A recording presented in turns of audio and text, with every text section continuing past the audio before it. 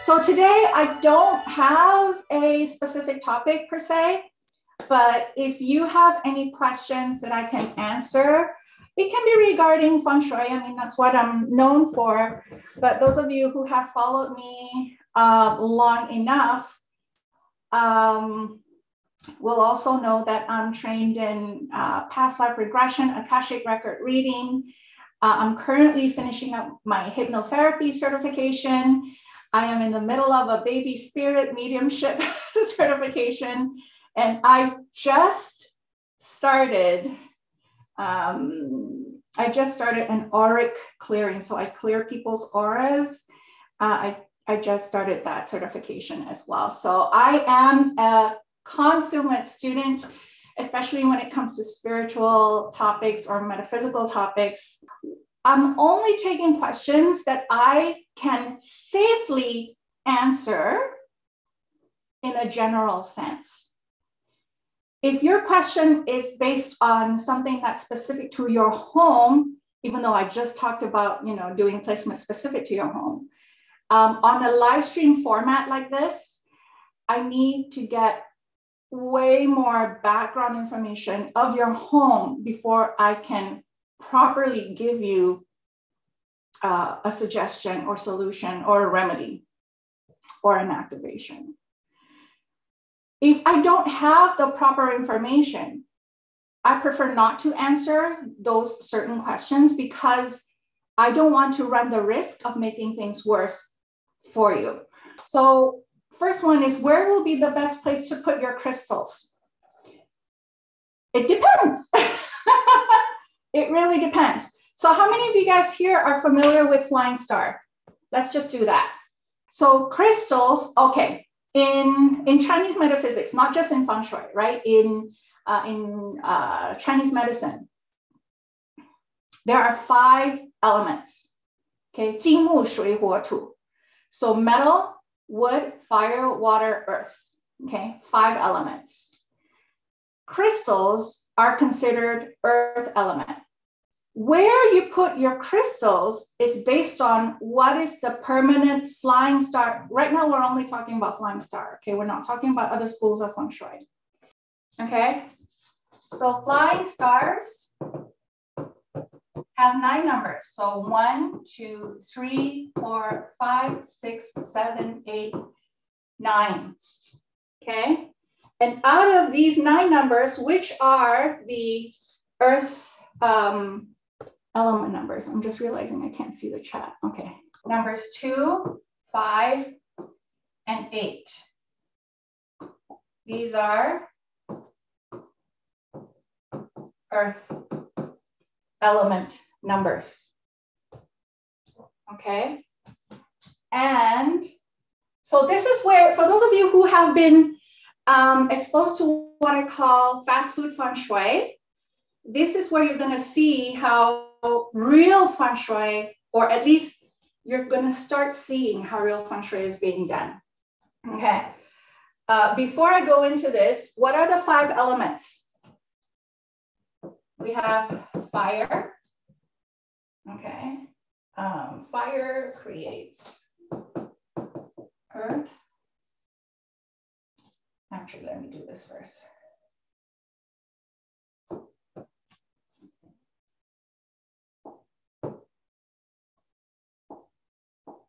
You guys are in class right now.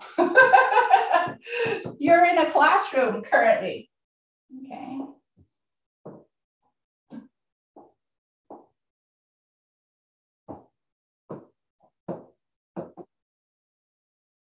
Oh, I don't have a blue, green, sorry. Okay, this is called the 5 element cycle.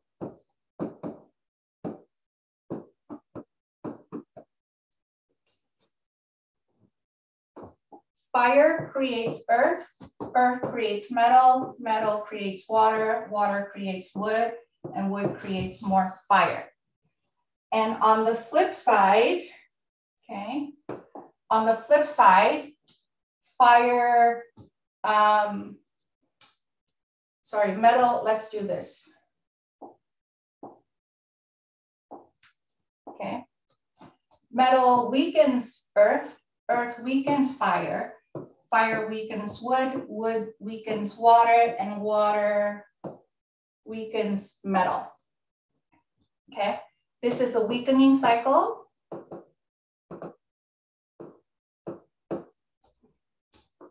And this is the productive or the producing cycle.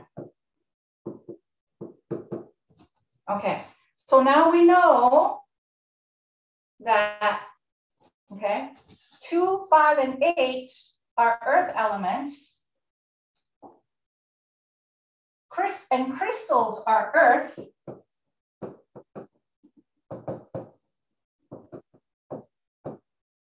You guys can see my screen, right? Okay. And crystals are earth. Then if you put your crystals in an area that has flying stars 2, 5, or 8, then you're going to strengthen that element. Whether it's good or bad is another whole topic. Okay. But so let's just concentrate on the earth element right now. Right?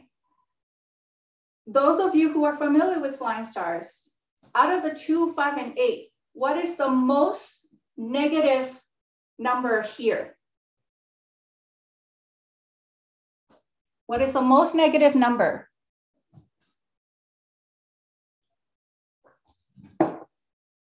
Number 5, yeah. So if you put your crystals in your house that has the number 5, then you're increasing negative energy in your house because you are strengthening the number 5. Yes, I'm seeing a lot of people saying 5. Good. Well, most of you guys have followed me for a while, so you should know this. If you're not familiar with flying stars, this is the beginning of your flying star journey, is to understand the 5 element cycle, to understand out of these 9 numbers, what elements they belong to. And the question is, how do I know where these numbers are? It's a whole class. Those of you who took my certification course, you know we cover all this in day 1, right? I'm not going to go through that on a little, short little live stream here. But your permanent energy, for instance, is based on the period of your home and the facing of your home. Period meaning when you moved into your house, and then the facing meaning the actual compass reading of your home. Just saying that your house is facing east or facing west or facing south or facing north tells me nothing, because in Feng Shui, okay, I'm just going to use this for now. So for instance, this is north. There's north 1. Oh. There's north 1, north 2, north 3. This is a whole compass here. This whole compass is 360 degrees. So just knowing that your house faces south or faces north in this instance is still not good enough, because if your house is facing this side, then you're facing north 1. If your house is facing this side, your house is facing north 2. If the house is facing this side, it is facing north 3. Each of these, so 360 divided by 24 mountains is 15 degrees. Why 24 mountains? Because there are 8 directions, right? North, south, east, west, southeast, southwest, northeast, northwest. And all of these directions have 3 mountains. So 8 directions, each directions have 3 additional pies in the compass. 8 times 3 is 24. So 360 degrees of the compass divided by 24 mountains So each of these are 15 degrees. This is 15 degrees. This is 15 degrees. So when you're standing at the facing of your house, you need a proper compass in your hand. If you are serious with Feng Shui, you cannot get away from not using a compass. Many of you have employed Feng Shui consultants who do not even use a Feng Shui compass.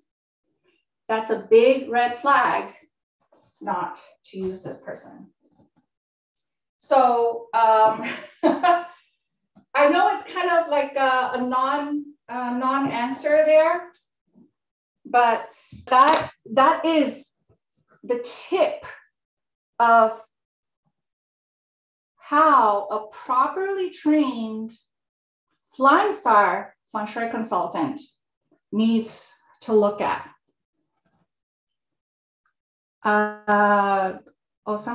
Is the 5 the center in this method? No. Karen, there's actually a really good, for those of you who are new to Flying Star Feng Shui, I'm gonna put it in the description later on with a free video series that I have, or you can go to my website. I have a free video series that's going to reveal why, Karen, the one with the 5 in the center is not the method of application. What you mean is the lo shu, right? What you mean is the lo shu. I'm not going to do that here, okay? The lo shu has the number 5 in the 3x3 grid, okay? That is, the lo shu is where a lot of the formulas come from, but we don't use the lo shu for applying Feng Shui. And my free video series talks all about that. The question is too specific to your layout. If you are in my Feng Shui annual group though, you can post your demarcation in the group. Those of you who are registered to Feng Shui 2023, the Facebook group is opening, shoot, I forgot the date, September 22nd. The Facebook group for Feng Shui 2023 is going to open September 22nd. You'll be able to join in that one if you've registered for Feng Shui 2023. So Irma and anyone else who've registered, then you can put your layout in there. It's more damaging to have 2-5 in the center of your home or 2-5 in the center of your home or 2-5 front door that is used a lot. That's a great question. Again, it's a Flying Star combination. 2-5 is not good for health, but it's even worse for money. So if your permanent energy has a 2-5 in the center, for instance, it really depends. Again, it depends, Mary. So let's say you have 2-5 at your door. Okay, so let's say between 2-5 in the center, or let's say this is your front door and you get a 2-5. If you are in a house, hopefully you have a second door to use, right? If you have a 2-5 at the door, then I would suggest you use the side door or even the back door. This is with the hopes that your side door and your back door has better energy, right? So if that's the case, I would prefer to have the 2-5 at the door because you have an alternative door to use so that you don't activate the 2-5 here. But if you are in an apartment, you're in a building and you only have one door to come in and out of, right? Let's say you're house hunting or apartment hunting. I would prefer not to have a 2-5 in the center. Because in most layouts, the center is usually the highest traffic. And you've heard me mention before, Feng Shui is not always about putting things. It's also how you use the space, right? So even though the hallway is, you usually don't put a lot of stuff there, right? You don't put stuff on the floor because it gets placed around or whatever. But the hallway is where a lot of people pass through. You have to pass through your hallway, your central hallway, to get into the kitchen, to get into the living room, the dining room, whatever it is. The increase in activity will activate the 2-5 in that center. Are you talking about, okay, I guess I have to go back to the low shu. Or Long Tran, I know you're registered for the certification course in January. We're gonna go through all that. But if you can't wait till January, go into the realfengshuibagua.com that I posted earlier. That's gonna give you a little bit, it won't tell you exactly how to apply, but it will tell you what not to do, at least. In terms of how to apply, you're going to learn that in January in the certification course. Okay. Felicia's asking, when does this current yearly stars weaken and next year's yearly star start to take effect? That's actually a really good one. So let's go back to this. So right now we are 2022 and we're going into 2023. And currently in live stream, wait, are you guys not seeing my screen? Okay, yeah, you are. Okay. So in Feng Shui, and the Chinese have two calendars, by the way. The Chinese, they have solar calendar and lunar calendar. For Feng Shui purposes, we follow the solar calendar, where where every year, the first day of the year is around 4th February. Sometimes it can be the 3rd, sometimes it can be the 5th, okay? So the energy doesn't shift midnight of February 4th, the energy of 2023, I should say. It's not Cinderella, not at the strike of midnight. And then all of a sudden we say goodbye to the 2022 energy and then the 2023 energy is going to come in. No. In my experience, 2023 energy will start being felt around October of the previous year. Especially the negative stars, the number 5, the number 7, which is illness and loss and mishaps. Okay. Which is why I do my annual Feng Shui event around September, October, so that by November or December of this year, you've already gotten your Feng Shui stuff ready. Oh. Ah. Okay. And then slowly, as the time starts ticking closer to 2023, you're all set. You're all set for 2023. But your placements, for those of you who have been doing my annual Flying Star events, your placements for 2023 should still stay till at least December. If you want to be extra safe, I would do it till February 4th. So let's say December till February, right? 2023, December 2022. Let's say for this time, you have overlap of remedies or cures for 2 years. 2 years annual energy. And then after that, January, February, you can get rid of the 2022 stuff and then just leave the 2023 stuff. Can we use the saltwater cure for Flying Star 5? It is the main stairway in the home to our house. Yes, you can. Is there a specific time and date for saltwater cure? No, you can do it ASAP, anytime. Don't wait on the date selection to put in a cure.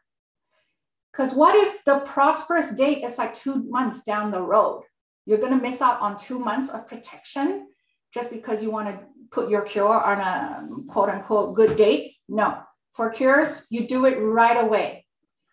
For activators, you can do it right away too, for those of you who are not trained in date selection.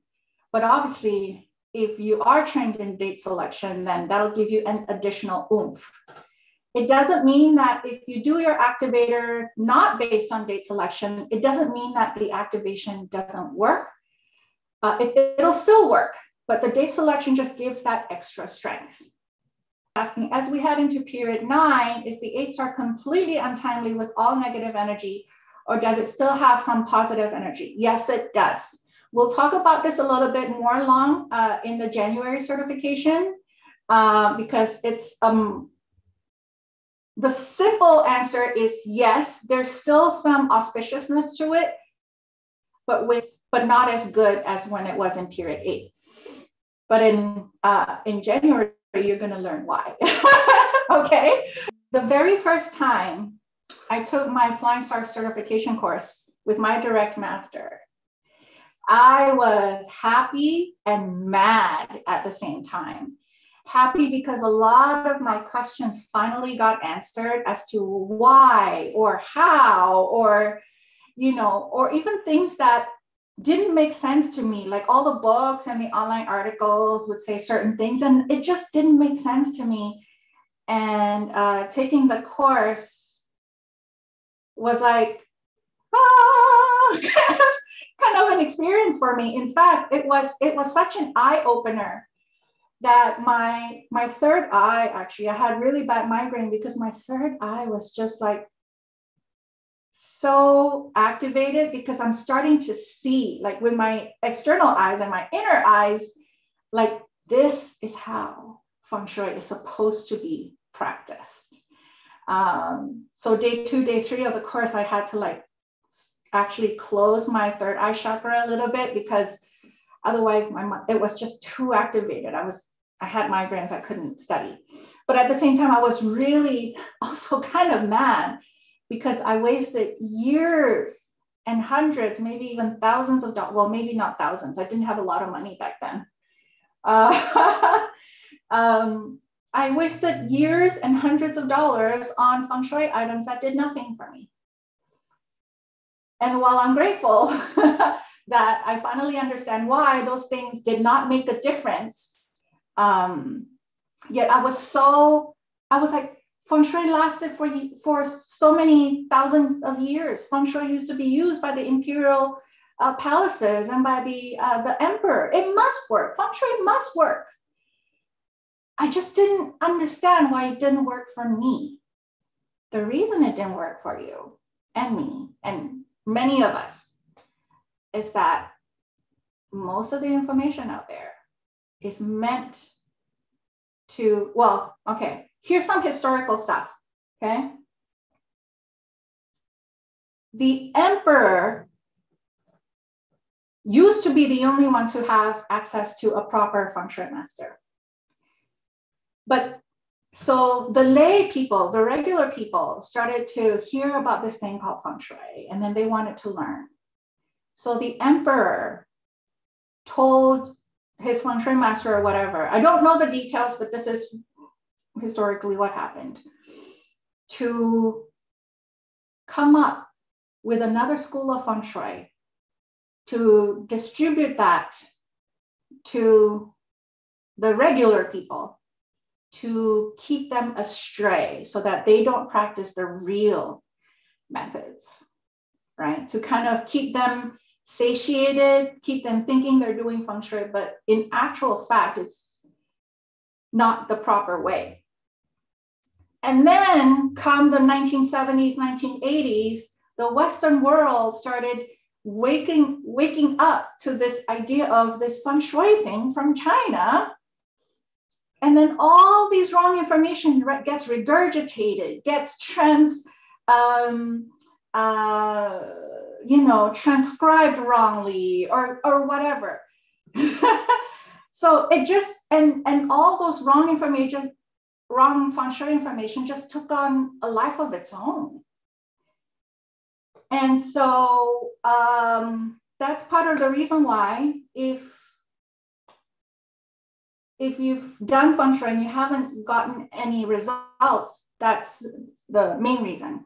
If you did get results, count yourself lucky, because that was probably a fluke.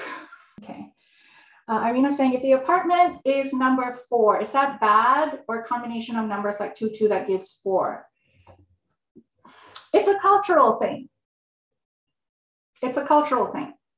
In Flying Star, number 4 is actually academics, creativity, and romance. But culturally in Asia, number 4 is not liked. So when I've consulted with my clients and they're like, oh, we really like this house, but it's number 4 or number 2, 4.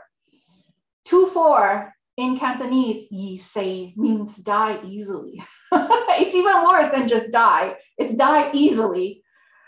So they really like the house. It's 20, house number is 24. They're like, Safrina, should I buy this house? Should we buy this house? My advice to them is, if your area has a huge Asian population, or if the market, the home buying market has a huge Asian population, don't get that house. Not because it's bad feng shui or unlucky, is that people just have that cultural link to the number 4 that they're not going to buy that house. But if you're in like Turkey or Egypt or whatever, where people have no linkage of number 4 to death, then by all means, go for it. Because just the number 4 alone doesn't mean it's a bad house. So it's not a feng shui thing. Yeah. Can water be placed if permanent energy allows it? I will share that in the annual feng shui training. So for those of you who are probably wondering what I'm talking about, go to annualfengshui.com. Every year around September, I open up my registration to my annual event. So annualfengshui.com will get you ready for 2023. And I'll talk about where to put your water, if you can put it, which is Imelda's question earlier. I'll talk about what elements you can put, and that is based on the 24 mountain directions. That's based on the period of your house. So a lot of the calculations I've already done for you. You don't need to take a certification course to figure out how to prepare your house for next year. So annualfengshui.com will get you in. I think I still have a few spaces at $88 before it goes up to $108. Mzvu. I know your name has a different name, but I can't remember it now. Last month I cleaned house and threw out all my 2022 salt cures. If I place new salt cures now, would that still count for this year or next year? It'll still count for this year. Yeah, it'll still count for this year if you're using the permanent salt cure, okay? And just make new ones for next year. It felt like it was fast and furious, but it actually is almost 50 minutes. So again, if you guys are new to real feng shui, go to realfengshuibagua.com. I have a free video series there. It's going to talk about the lo shu and why we don't use it for application. It is a means of getting the formula, not application. If you want to learn how to properly feng shui your place for 2023, Year of the Rabbit, join me. Go to annualfengshui.com and register. The live trainings are going to start in a couple of weeks as well. So thanks, everyone. Thanks for all your questions and thanks for all your great energy. And I'll see you guys soon. Take care.